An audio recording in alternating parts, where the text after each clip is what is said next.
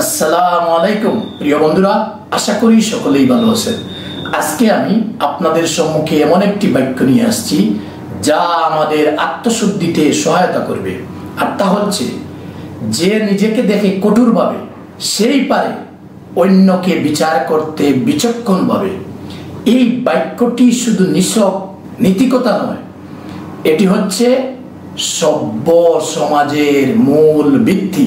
যদিও আমরা নিজের ভুল, নিজের অপূর্ণতা বুঝে নিতে না পারি, তাহলে অন্যের দোষ বা বিচার করা সম্ভব নয়। আত্মসমালোচনা হলো বুদ্ধিমত্তার মূল মন্ত্র, যা আমাদের বিচার বুদ্ধিকে দীপ্ত করে। কারণ যখন আমরা নিজের ভুল, নিজের সীমাবদ্ধতা, নিজের অহংকার, নিজের পক্ষপাত নির্দয়ভাবে বিশ্লেষণ করি, তখন অন্যের প্রতি আমাদের বিচার হয় ন্যায়নিষ্ঠ, অহং বর্জিত ও মানবিক।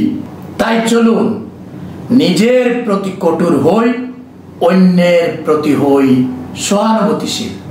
পরিশেষে আত্মসমালোচনাই হচ্ছে আত্মশুদ্ধির পথ।